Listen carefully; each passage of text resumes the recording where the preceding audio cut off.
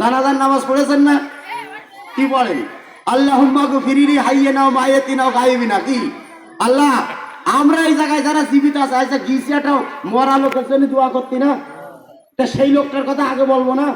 কিন্তু আল্লাহ যে দোয়া শিখাই দিলেন সেই লোকটার কথা আগে কইনি। আল্লাহ, আমাদের এখানে যারা বেঁচে আছি, আমরা জীবিত আছি, তাকে কল্যাণ দান করে, তারপরে মরা লোকটা।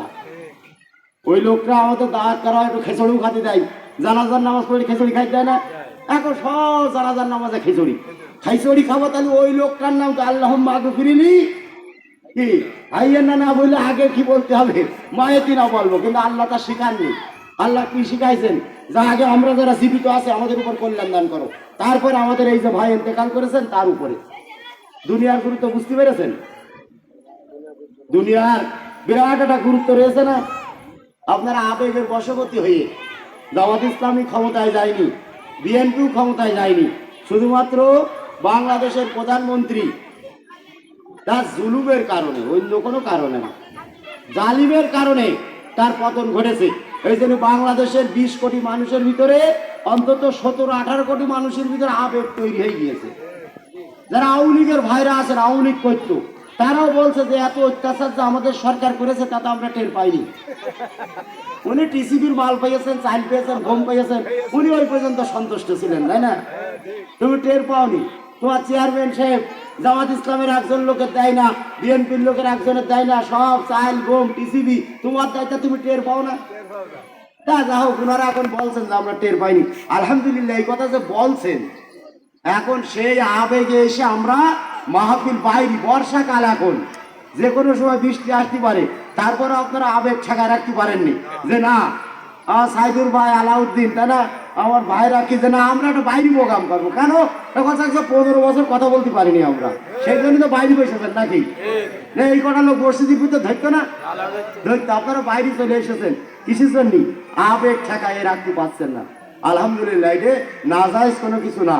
হযরত ওমর রাদিয়াল্লাহু তাআলা আনহু যখন ইসলাম গ্রহণ করলেন, হযরত ওমর তখন কি বললেন? ইয়া রাসূলুল্লাহ, ইসলাম তো গ্রহণ করেছি, এটা আমি মক্কার জনগণকে জানাই দিতে চাই। অনেক সাহাবীরা বললেন যে না, এত জানানোর দরকার নেই, ঠিক আছে ইসলাম। কিন্তু উনি শুনলেন না, একদল লোক নিয়ে, তাই না, নারায় তাকবীরে লেগে গেলেন মক্কার অলিতে গলিতে। ওমরের নেতৃত্বে প্রথম ইসলামের মিছিল হয়, বলেন সুবহানাল্লাহ, সুবহানাল্লাহ। তা হযরত ওমর, সাহাবীরা যদি আবেগ ঠেকাতে না পারে, একটা ওমর দলে এসেছে, তাই ওমরের মতো লোক দলে এসেছে, সাহাবীরা আবেগ ঠেকাতে পারলেন না। তাহলে 15 বছরের জুলুমের কারণে যে নেত্রী সাইদি সাহেবের ভবিষ্যৎবাণী অনুযায়ী যে বেশি বাড়াবাড়ি করো না, 12 কোটি মানুষ গাছের গোড়া ধরে ঝাঁকা দেবে, মাওবাড়ি দিল্লিকে পড়বা, এই আবেগটা আমরা ঠেকাতে পারবো না। পারবো? আমাদের দোষও হবে না, আমাদের গুনাহ হবে না।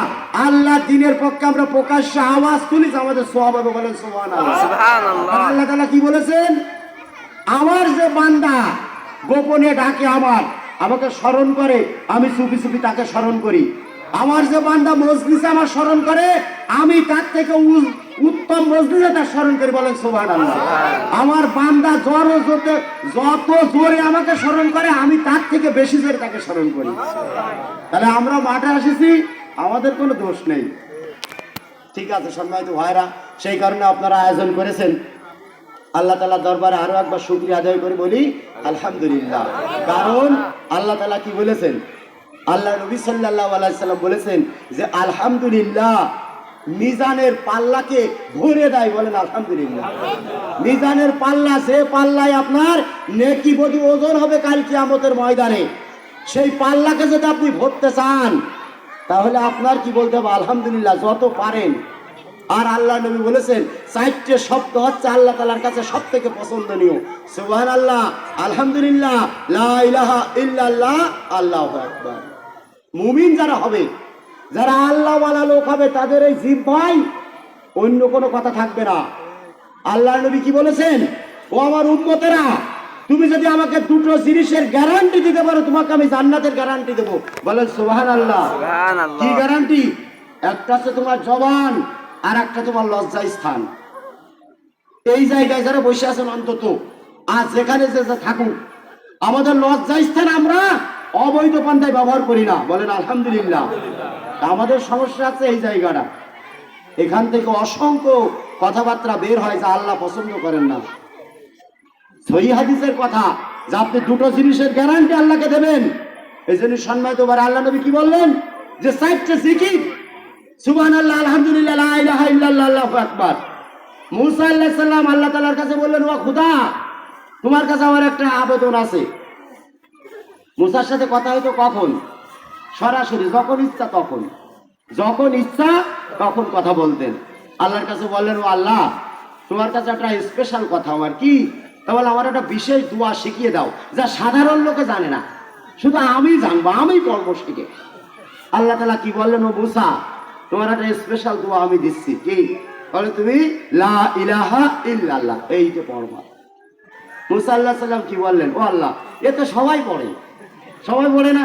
বলে লা ইলাহা ইল্লাল্লাহ। আমাদের যে সমস্ত ভাইরা ভিক্ষা করে জীবন ধারণ করে, আমাদের থেকে বেশি পড়ে ওরা, তাই না? লা ইলাহা ইল্লাল্লাহ না বললে তো ভিক্ষে দেয় নাই, দেয় দেয় না। পৃথিবীর সব মানুষরা জানে এই জায়গায় একটা সূক্ষ্ম তত্ত্ব আছে, বিরাট একটা দর্শন আছে এখানে।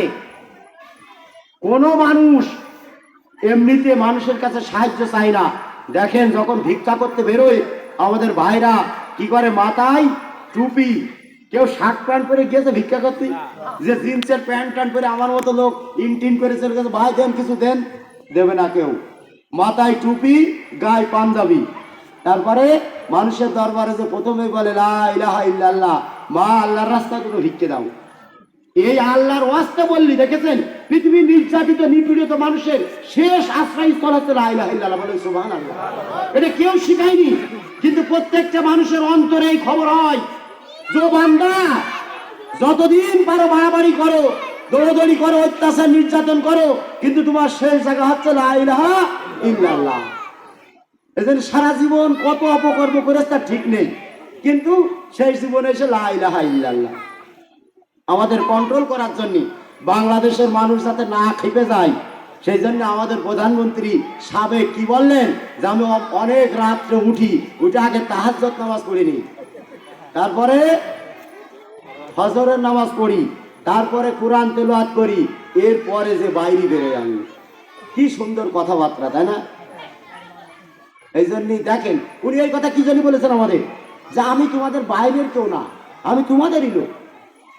তাই মুসা আলাইহিস সালাম যখন বললেন যে আমাকে একটা স্পেশাল দোয়া দাও, আল্লাহ তাআলা বললেন লা ইলাহা ইল্লাল্লাহ। মুসা বললেন যে এটা তো সবার দোয়া, আল্লাহ আমি এই জন্য আমি একটা স্পেশাল দোয়া চাচ্ছি। আল্লাহ তাআলা কি বললেন, ও মুসা, তুমি কি লা ইলাহা ইল্লাল্লাহর ওজন বোঝো? মুসা বললেন না।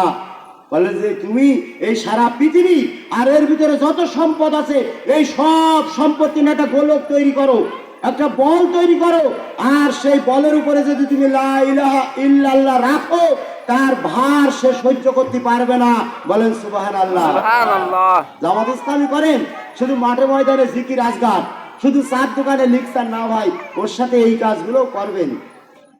আল্লাহ তাআলা পছন্দ করেন কি? আল্লাহ তাআলার কাছে সব থেকে পছন্দনীয় বাক্য হচ্ছে লা হাওলা ওয়ালা কুওয়াতা ইল্লা বিল্লাহ। আমার পড়ার সময় হয় না। আল্লাহ নবী কতবার পড়তেন? আস্তাগফিরুল্লাহ আস্তাগফিরুল্লাহ কতবার? 70 বারও বেশি প্রতিদিন ক্ষমা চাইতেন আল্লাহর কাছে। সাহাবীরা বললেন, ইয়া রাসূলুল্লাহ, আপনার তো গুনাহ নেই, তারপরেও আল্লাহ ঘোষণা দিয়েছে আপনার গুনাহ সব মাফ। আপনার গুনাহ নেই, তারপরেও ঘোষণা হচ্ছে মাফ, আপনি এত ইস্তেগফার পড়েন কেন? বলে আমি কি আমার আল্লাহর শুকরিয়া আদায় করব না? আমি মুসলমান, আমি নামাজ পড়ি, আমি রোজা রাখি, কিন্তু আমার কপালে তওবা ইস্তেগফার নেই। আমি 70 বার পড়ি নে, 70 বার আমি পড়ি নে। আস্তাগফিরুল্লাহ রাব্বি মিন কুল্লি যামবি আতুবু ইলাইহি লা হাওলা ওয়ালা কুওয়াতা ইল্লা বিল্লাহ। আমার জিহ্বা তরতাজা করতে পারি নাই। আমার জিহ্বা তরতাজা হয় সকাল থেকে সন্ধ্যা পর্যন্ত মানুষের গীবত করে, অমুক এই করেছে তমুক এই করেছে। এই ফতোয়া আবার মনে করবেন না যে সরকারের এগেইনস্টে কথা বলা যাবে না, না, সরকারের বিপক্ষে কথা বলা উত্তম জিহাদ। যা হোক সম্মানিত ভাইরা আমার, এই জন্য কিছু কথাবার্তা বললাম, এর উপরে আমাদের প্রতিনিয়ত আমল রাখতে হবে। আমল, আমাদের ভাইরা আমাদেরকে ভুল বোঝায়, বলে লোকটার আমল, যারা আমল মানে তো কাজ, আমল মানে কি? কাজ। যে লোক ঘরের মধ্যে বসে থাকবে ওর আমল নেই, যে মাঠে ময়দানে আছে আমল ওর আছে। যা হোক সম্মানিত ভাইরা আমার, আমি দুনিয়ার কথা বলছিলাম। আপনারা এই দেশখানে এসেছেন কি কারণে? বাংলাদেশ জামাত ইসলামের দাওয়াতে, তাই না? জামাতের ভাইরা